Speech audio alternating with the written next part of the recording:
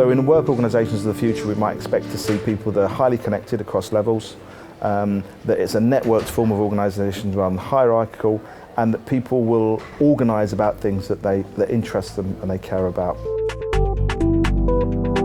There's organisations such as very popular ones like Valve.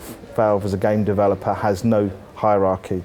People don't have job titles, they don't have job descriptions, they work where they can add value. Their kind of levels of remuneration, their contribution are collectively measured rather than by an individual manager. So we really start to see those sorts of examples. People talk about holacracy in places like Zappos and the idea of people having a range of responsibilities rather than formal jobs. And I think beyond that, there's some other really very interesting examples that are starting to develop.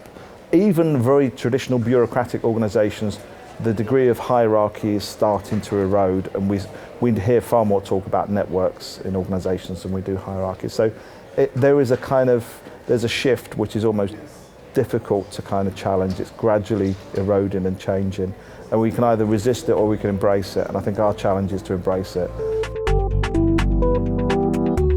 I don't think we should be afraid of the erosion of hierarchy, but I think lots of people are, particularly senior managers. Hierarchy is their source of power. So as soon as you start to erode hierarchy, you remove their levels of power. And that can be psychologically discomforting for a number of senior figures to imagine that they no longer have control, that their source of power, if they have one at all, is through enabling and creating conditions where people can self-organise rather than managing the process of organisation. So I think that managers of the future will have to be more facilitators than they are leaders. And it's something I refer to as active non-leadership. You have to deliberately step back from leading. Delegation is still an act of power, and I decide what I give to you.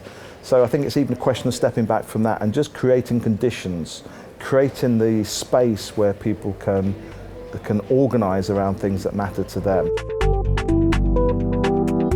The process of stepping back as a leader, I think, requires us to create conditions through things like support. So give resource to individuals that want to organise activities. I think one of the good examples of something which I think has been very successful is the National Health Service in the UK. So a healthcare provider employs thousands and thousands of people throughout the UK. They have something called the Healthcare Radicals. And the Healthcare Radicals is a self-organising network that seeks to make a positive difference in the health service. So they value things like shared purpose rather than a mission statement. So what is it we all care about is a starting point. And it's very easy when it's something like patient care and everyone cares about patients to create that sense of momentum and drive. So I think part of the challenge for managers is to embrace the fact that people are committed to making a difference and how you help them to make a difference rather than how you control how they make a difference.